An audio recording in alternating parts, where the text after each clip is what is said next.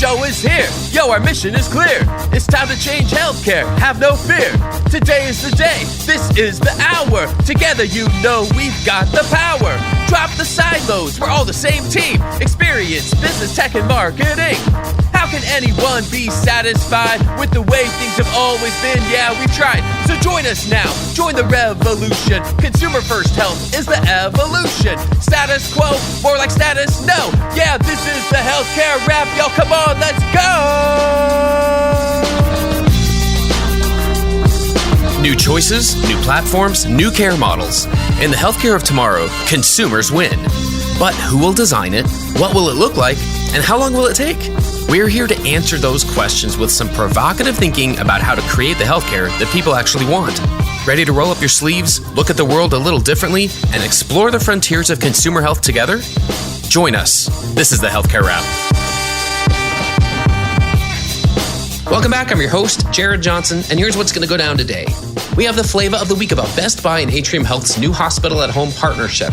Is health at home having a moment, and should we be waiting for innovators to fail? I'll talk about that. Then I'm pleased to welcome Dr. Thomas Lee, Chief Medical Officer at Press Ganey and author of the new book, Healthcare's Path Forward, How Ongoing Crises Are Creating New Standards for Excellence. We dive into how the goal of healthcare has always been to reduce suffering, what to do now that society has a new understanding of what that means, and how it's all relevant to consumers as they navigate their health journeys. It's time to dive right in. Are you ready? Let's go.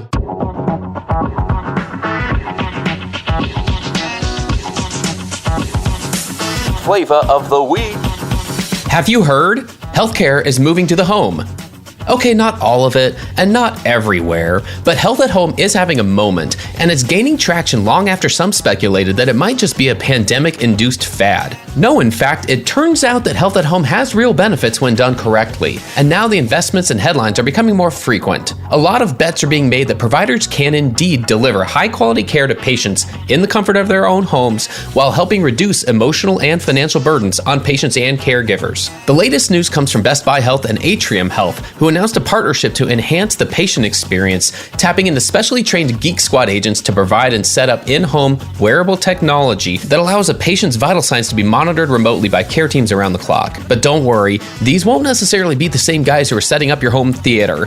Deborah DeSanzo, president of Best Buy Health, said that they will be Geek Squad agents specially trained in health to deliver specific services in the home. Atrium Health now has the largest hospital-at-home program in the country, capable of caring for such conditions as heart failure, COPD, pneumonia, asthma, and other medical and post-op conditions using wearable technology, virtual visits with providers, and twice-daily home visits from community paramedics. We've mentioned this before, but given the choice, wouldn't a pretty substantial number of patients prefer to be treated at home? I believe many healthcare organizations are still underestimating the patient population that could be treated successfully outside the walls of their institutions. Now, don't get me wrong, I'm not saying that everyone's business models are set up to benefit by that fact yet. Surely a big part of the resistance is the lack of desire by care teams to have to learn a new workflow and to accommodate even more change than what they've already experienced in the last few years. And if we can't find doctors and nurses to staff hospital beds, where will we find people to staff actual beds? But that's one reason I'm interested in this partnership. The process of training and delivering and setting up equipment is important here. So rather than pull clinicians out of the environment where they're needed most, why not partner with a market-leading team that's already trained in setting up tech in the home? I also think this partnership will clear the way for more health systems to view partnerships with retailers as a path forward, rather than a distraction, or worse, a betrayal. And yes, some people feel that way. So don't worry, we aren't turning this into the home care wrap anytime soon, but we're definitely continuing to pay attention to the health at home movement. At this point, I'm mostly seeing positive signals, but I think you know by now that I don't sit around waiting for innovators to fail. I find reasons to cheer for them. After all, you never know who might make sense for you to partner with next. Let's all find more reasons to encourage innovation in and out of the hospital walls. That's another way that we'll build the healthcare of tomorrow. And that's the flavor of the week.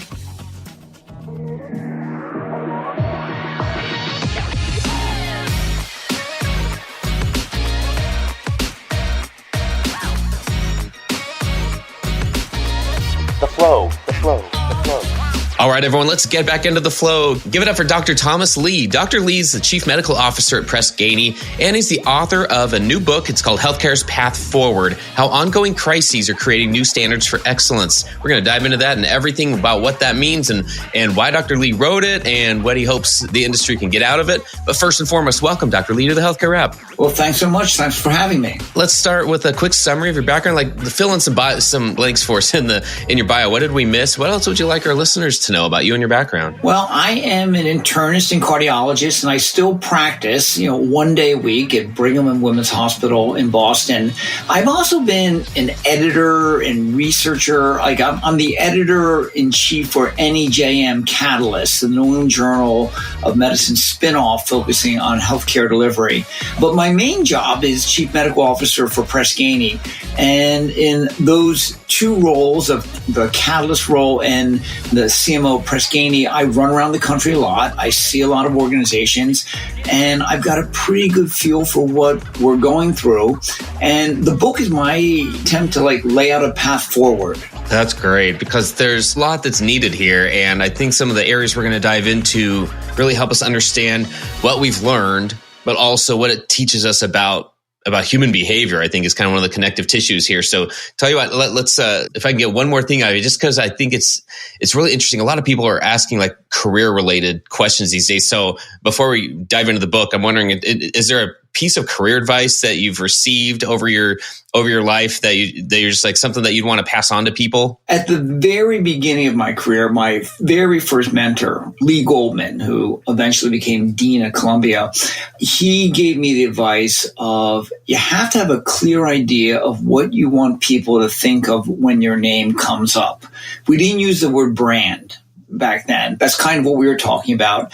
And his advice was that what they should think of is the problem you're trying to solve and how passionate you are about that problem and how good your work is on that problem. He made the point that, you don't want them to think about how funny you are or even how smart you are, because those are the condiments. The main course is the problem you're trying to solve. And that problem can change with time, but at any given moment, that should be the focus, and it should be clear in your mind so you can make it clear in the minds of other people. Oh, I like that, because we all need a lot of clarity these days. I feel like focusing is one of the hardest things to do. So with everything coming at us, all the information and everything we see and scroll through, quite frankly, it's a great piece of advice. So thanks for sharing that.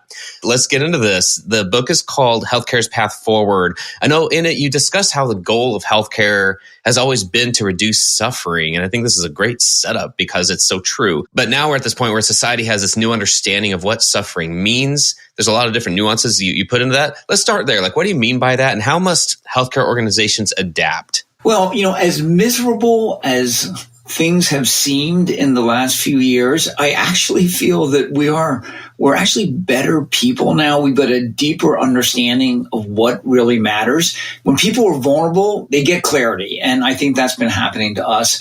And I think now we understand that suffering is something that isn't just about patients, but it also is being experienced by the people taking care of patients, the family members taking care of patients, but also the people in the healthcare system. So we've got a broader idea of who is suffering, and we've got a deeper idea of what suffering really means. Yeah, of course it's pain. Of course it's fear and anxiety and confusion. But in the last few years, I think we've come to understand that people suffer when they don't feel respected. This is something that flows directly from the George Floyd murder and the thinking about DEI, diversity, equity, inclusion, that has evolved for all of us over the last few years. If people don't feel respected, they can't feel good about the work they're doing or about the care that they're receiving. So respect is something that we're thinking about much more clearly now. And we're thinking about trust. If people don't trust that their care is good, or if caregivers don't trust that their organization is going to be looking out for them, then you're not going to achieve excellence. So thinking about some of these deeper nuances to what suffering means and what the reduction of suffering means, we're better positioned now to take these issues on than we've ever been. So you talk about how organizations have to adapt. This is the new reality. There's a new understanding of what suffering is happening, is going on all sides of the healthcare equation.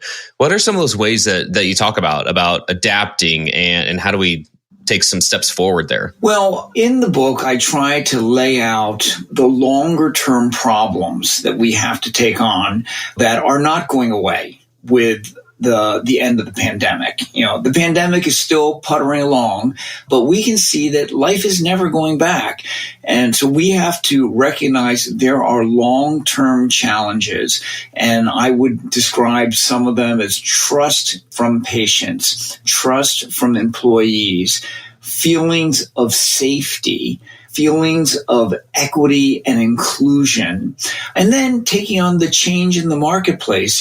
People are more wired now, and consumerism has really gone into a new gear. And so recognizing that there are these long-term challenges, healthcare organizations have to respond. They can't just assume that business as usual is going to help them take on these qualitatively greater challenges that are never going away. Well, I like that. You're bringing in the consumer's point of view here, right? That's where we tend to focus, and the lens we look at a lot of things through here on this show, because you're referring to that phenomenon of people not being respected or feeling respected, right? And so from the consumer's point of view, the one who is either actively being treated as a patient, or they may need that in the future, or it's already happened, so pre or post care, all of those points, it could easily feel like somebody's time, for instance, isn't being respected. I think it's a different feeling of not being respected in my mind, but that can absolutely play into how people feel about the care they receive. And that all kind of rolls up into whether they seek care again the next time, even if they need it. And so there are just so many nuances within a consumer's health journey. What other themes from your book are relevant to that point of view, like to consumers as they attempt to navigate their health journeys? What other themes from your book are relevant there? Well, I think you are hitting on some really important ones. And that is that the respect that consumers feel, and are there efforts being made to build their trust? Those two, for example, which you just brought up, they're hugely important, and they are a major departure from business as usual. If I were to describe business as usual as it was, let's say 10, 20 years ago, there were lots of doctors like me who thought it was all about how wonderful we were, and that everything else might be terrible. But if they got in front of me and I was wonderful, that's all that really mattered. And so the pressure was on me to be wonderful. I think it's still important that doctors and nurses and others try to be wonderful, but we know that's not the whole story anymore. The real experience for people begins when they log onto the web and they start searching for information. It's not beginning when they sit down across from me in the office. One interesting thing I see is that a lot of my colleagues inside medicine, they used to have these silly little debates about, I don't have customers, I don't have consumers, I have patients. I don't hear people talking about that anymore. We know they're the same people. And when they're consumers, they recognize they've got choices. When they don't have choices, when they're lying down in front of me sedated and I'm about to do a procedure, okay, they're not really being consumers at that moment, but there's a continuum. And most of the time, they are looking for information and they're thinking about their choices today. And we should give them that information and help them make that kind of choice. So the allergic reaction that some people on the provider side of healthcare used to have to the idea that they had consumers who were customers and they had to treat them that way, I think that's faded away in the last few years. And they're human beings, and we have to understand what they're going through. So an example of the kinds of things I see that are really different now is, organizations are trying to understand the web experience that happens to people when they log on looking for information about their conditions, about the doctors or institutions they might go see. And they're starting to look at reputation management, not as like some dark science where you're tricking people, but where you're trying to actually flood the web with good, accurate information so that people can see consistent, good information and feel more trusting. For example, if you were to log on and do a search on your physician, you probably will see 6 or 7 different websites, and they'll go 4 stars, 5 stars, 2 stars, 2 stars based upon, 4 surveys and comments, and they may have only been done by 1 patient and 2 angry neighbors and the doctor's mother. But when people see 2 stars, 4 stars, 5 stars, it doesn't build their trust. They want consistent information. They want to see that Tom Lee is 5 stars, 5 stars, 5 stars. And then they can sort of trust that, well, Tom Lee probably is a 5-star physician. And when they come to me, they are more likely to feel I had a 5-star experience, because they're starting their interaction with me with more trust than they would otherwise. So thinking about what are patients seeing and experiencing when they go online to start their searches, that's an important part, not just of capturing business, but of building trust. Stay tuned for more provocative thinking after the break. Consumer demands, disruptive technologies, and AI are shaping healthcare for years to come. On the Hello Healthcare podcast, we dive deep on these issues with leaders who are driving change. These stories will inspire you to create and demand a better future in healthcare. Learn more at hellohealthcare.com. And now, back to the show.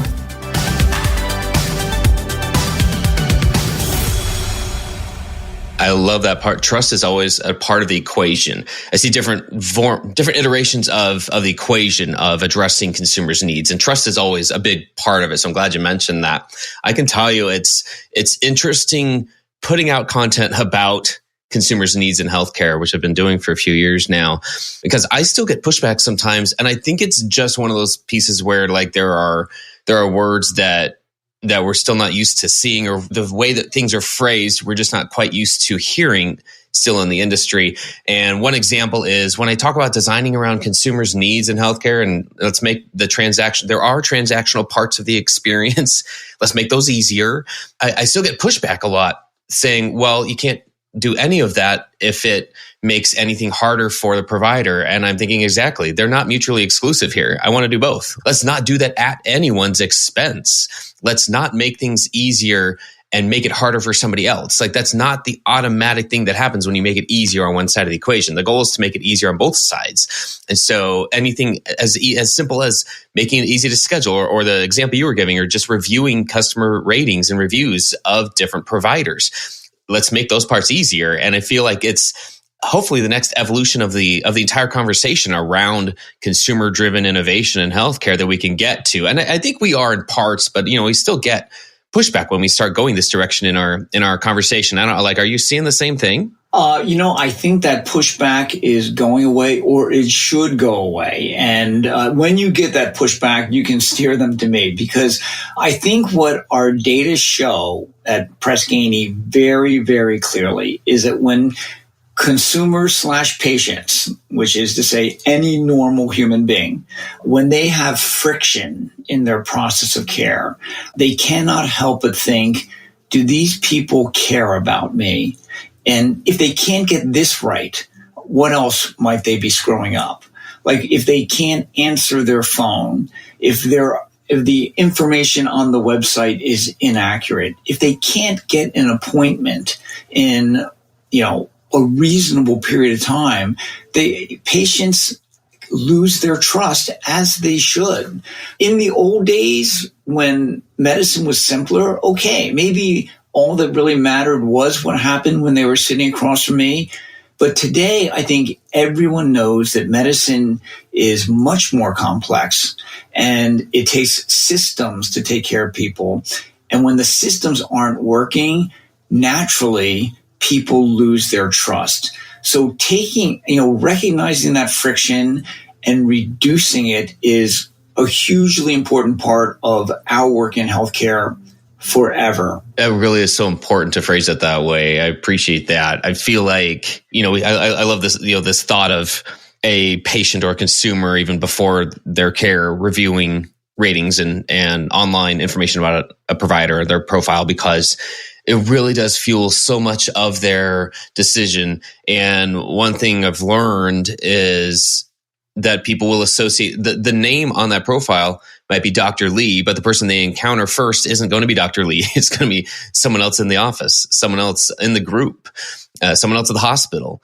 And so all those names just get associated with the experience with all those people gets associated with you, Dr. Lee. So it's understanding how all that works together to have a consumer make their choice. And I think we're getting better at that. I really do think we're understanding that part better and what it means and how do we adjust the way that we are presenting things and people out there. It's just an interesting, piece of this puzzle again. Along with that, it seems like there are a lot of ways that every healthcare institution can help consumers along their journey. So knowing now that we're talking a lot more these days about the choices that consumers make that affect their health and wellness long before they're a patient, long before they're actively seen by a clinician, and long after. They're making choices every day. And I say they, it's we. We're in the first person. We're all health consumers. So what have we learned out there about helping consumers make good choices? And I'm curious, if there's any connection between that and the theme of suffering in the book, which I just keep coming back to. I think it's an absolutely fascinating perspective on what's going on these days. Is there anything there that helps us understand how to help consumers make good choices? I think there are. And I would say here are the three key words that I would throw out there for you, Jared. And then they are transparency, simplicity, and consistency.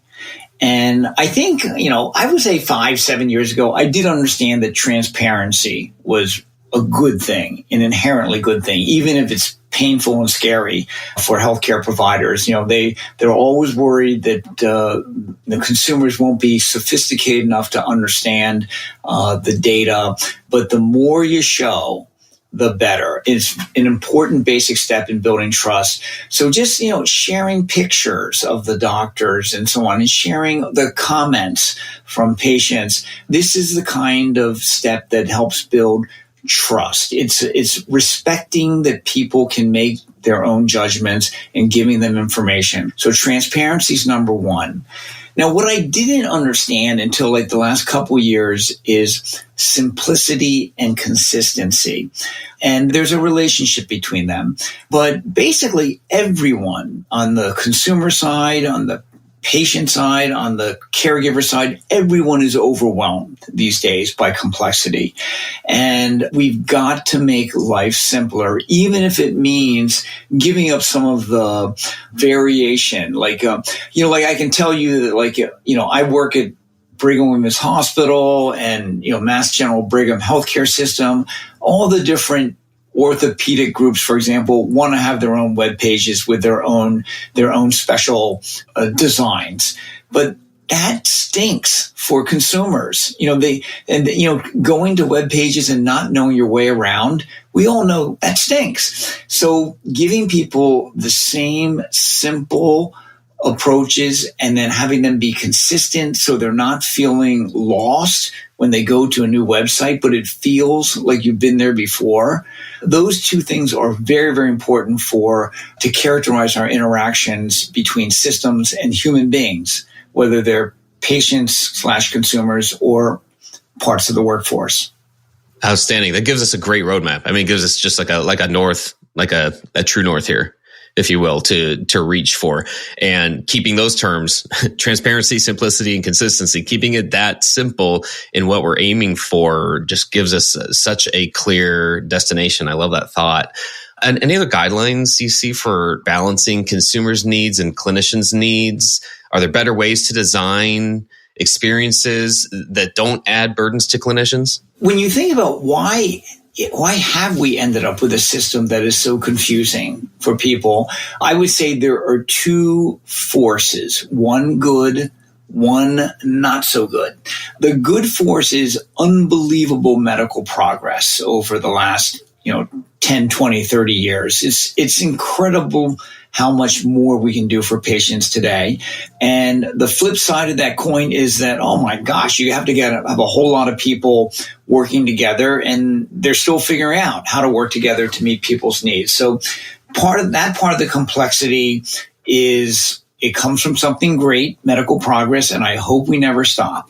There's no question the complexity, it creates confusion out there for caregivers as well as patients. The not so good force is the fee-for-service system, where so much of the interactions people have with offices, with institutions, it's around collecting money and making sure that the money gets collected accurately and as much money as possible, of course, everyone, and that is distracting, and it does not simplify life for either caregivers or for patients. But, the chief financial officers have always had a lot of influence on what systems prioritize, but recognizing that we have to mute that issue and it's a crisis of what humans are going through, patients and caregivers. We have to put them first. If we do anything that makes the life of either of them more complex, we have to really think hard about whether we want to do that or whether there's another way to accomplish the goal. So I would say we're going to be grappling with progress forever, and we have to figure out how to dampen the influence of fee-for-service on what patients and caregivers have to do, because it just, introduces too many mouse clicks that don't lead anywhere beneficial. Well, I like that. That's so true. Wouldn't it be simpler if we could just all push a button and move on from fee for service and have all the business models around it that work in the right ways for everybody? We know that's not what's going to happen and what's happening. And it's a multi-decade process at this point to understand where value-based care works and where it doesn't and what we do as a result. So that's an important part of the discussion here. I love this. Last question for you, Dr. Lee, because I always like kind of going somewhere at the end that's very open-ended and just thinking about what's possible. Where do you hope all this gets us? So what's the short-term destination? Where do you hope all these efforts get us as an industry and as a society in the next 2 to 3 years? Well, so here is my short to medium term goal, which is that the word access, that over the course of the decade in front of us, that it ceases to be something that people worry about or complain about in healthcare. And, right now they worry about, can I get an appointment? Can I get my question answered? Access to information. And my hope is that just as in banking, we no longer worry about access to getting checks deposited and getting money getting money withdrawn, that it's become a 24/7 easy thing to do in healthcare as well. And I think that I'm a little older than you, Jared, but like when I was in training, I remember sweating bullets about how am I going to get out to deposit this check so that my rent check doesn't bounce, which I already mailed at the end of the month. And I'm sure, you're younger than me. You probably find that a joke that I would worry about that, but all of my colleagues did. And now none of us do. My hope is that in healthcare, access is something that is of humorous historical concern. And I think that we can do that. And, we've got the technologies. We have to get organized to use the technologies.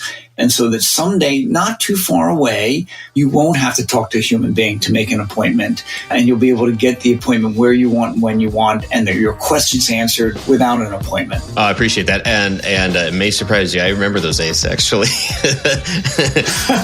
I have to frequently explain to my children what life was like in a more analog world. And that was definitely part of it. So that was fantastic. Thanks so much. And with that, that's a wrap for this episode. I've had the pleasure of speaking with Dr. Thomas Lee from Press Ganey. Thanks so much for joining us today. It's my great pleasure.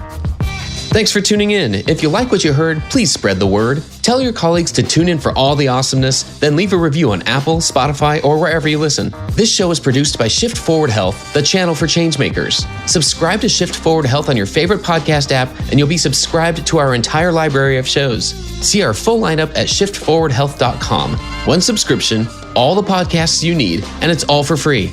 And remember, we might have a lot of work to do in healthcare, but we'll get there faster together. Thanks again.